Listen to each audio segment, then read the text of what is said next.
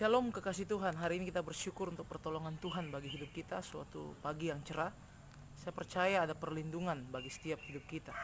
Hari ini kita akan belajar sebuah prinsip kebenaran firman Tuhan dari dalam 1 Samuel pasalnya yang keempat. Saya akan baca dari ayatnya yang ke-21. Ia menamai anak itu Ikabod, katanya telah lenyap kemuliaan dari Israel, karena tabut Allah sudah dirampas dan karena mertuanya dan suaminya. Jadi menarik sekali. Ikabod itu artinya telah lenyap kemuliaan dari Israel. Awalnya kita sempat berpikir barangkali ya bahwa arti dari kemuliaan yang lenyap ini adalah kemuliaan Allah. Ya, saya mau katakan seperti ini, kemuliaan Allah itu tidak pernah lenyap. Tetapi kemuliaan Allah bagi Israel itu bisa lenyap, tergantung dari sikap dan hidup orang-orang yang mau percaya kepadanya. Begitu juga dengan kita saat ini. Menghadapi wabah virus corona, saya melihat banyak dari persekutuan-persekutuan gereja, ketua-ketua sinode yang mulai menyatakan bahwa ibadah di-stopkan untuk sementara waktu. Ibadah tidak bisa kita lakukan lagi di gereja. Kita lakukan ibadah di rumah masing-masing, ya.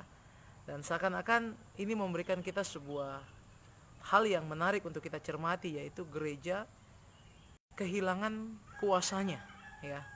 Hilang tuahnya, tumpul tajinya. Orang berpikir, oh kalau ke gereja mengalami kesembuhan. Orang berpikir ke gereja mengalami pertolongan Tuhan.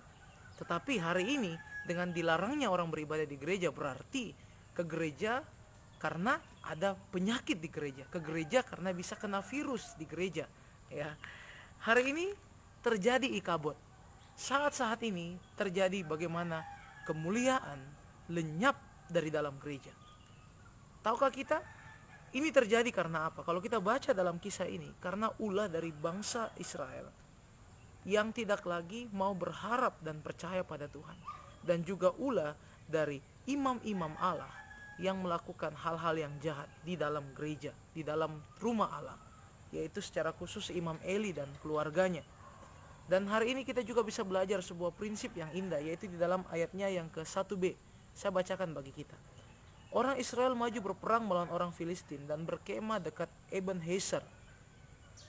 Kalau kita baca nanti di dalam pasalnya yang ke-7, ya, bagaimana orang Filistin akan terpukul kalah oleh orang Israel, di mana akan bangkit nabi yang bernama Samuel yang memimpin sebuah perubahan, yang memimpin sebuah arah kesembuhan, di mana bangsa Israel akan menang melawan orang Filistin. Maka saat itu kita akan melihat akhir dari pertempuran mereka, di tempat di mana mereka berhenti untuk bertempur karena mereka sudah mengalami kemenangan. Tempat itu Samuel namakan Ebenezer. Jelas di dalam pasal 7 itu, ya. Dan Ebenezer itu sebenarnya artinya dikatakan sampai di sini Tuhan menolong kita. Ketika saya membaca ini, hati saya menangis, karena saya langsung tersadar bahwa percayalah Bapak Ibu Saudara, badai ini pasti akan berlalu. Dan apa yang menjadi titik di mana kita dikalahkan, itu Tuhan akan ubah untuk menjadi sebuah titik di mana kita akan mengalami kemenangan. Hal yang sama yang dipakai iblis untuk menghancurkan kita, hal yang sama dipakai Tuhan untuk memulihkan kita. Hal yang sama yang dipakai iblis untuk mengalahkan kita, hal yang sama dipakai Tuhan untuk memberikan kemenangan bagi kita. Percayalah, kutuk Tuhan ubah jadi berkat, penyakit Tuhan ubah jadi kesembuhan, kekalahan Tuhan ubah jadi kemenangan. Hati saya sangat bersuka cita di dalam ayat 1b ini, di mana saat itu bangsa Israel berkemah di Ebenezer dan mereka dikalahkan di sana.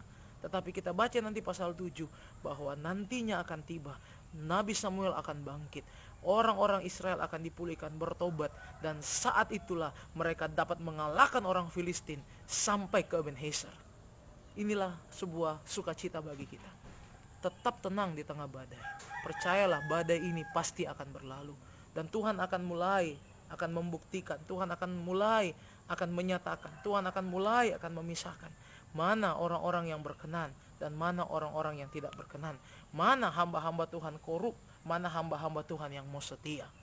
Imam Eli lewat kejadian ini mereka dibinasakan, Dan Nabi Samuel lewat kejadian ini dia diangkat oleh Tuhan. Hari ini ketika wabah virus corona mulai menyebar, saya mau untuk setiap kita berdoa supaya Tuhan bangkitkan pemimpin-pemimpin rohani yang mau untuk hidup berkenan, hidup memuliakan Tuhan. Dan kita percaya kuasa Tuhan yang akan mengangkat mereka. Bagi setiap pemimpin-pemimpin yang hanya mementingkan kepentingan sendiri, kuasa Tuhan juga yang akan menghukum mereka. Badai sesungguhnya membuktikan dasar bangunan kita itu ada di mana. Kita membangun rumah kita di atas batu atau kita membangun rumah kita di atas pasir. Orang percaya dan orang tidak percaya, orang yang benar dan orang yang tidak benar sama-sama dihantam badai. Tetapi dasarnya kita dari mana? Hari ini mari tetap setia kepada Tuhan. Walaupun di rumah kita sendiri, mari tetap beribadah. Jangan lemah, jangan lengah, dan percayalah badai ini pasti berlalu. Tuhan akan membangkitkan Samuel. Tuhan akan membangkitkan Samuel di akhir zaman. Dan peperangan akan kita menangkan. Percayalah, di Ebenezer, tempat di mana kita dikalahkan, di tempat itulah Tuhan akan memberikan kita kemenangan. Haleluya. Biarlah setiap kita diberkati. Dan satu lagu untuk menutup renungan ini kiranya menjadi berkat bagi setiap kita. Ku percaya Kau Tuhan yang tak pernah gagal, menjadikanku lebih dari pemenang. Ku percaya Kau Tuhan yang tak pernah lalai, menepati janji-janji-Mu.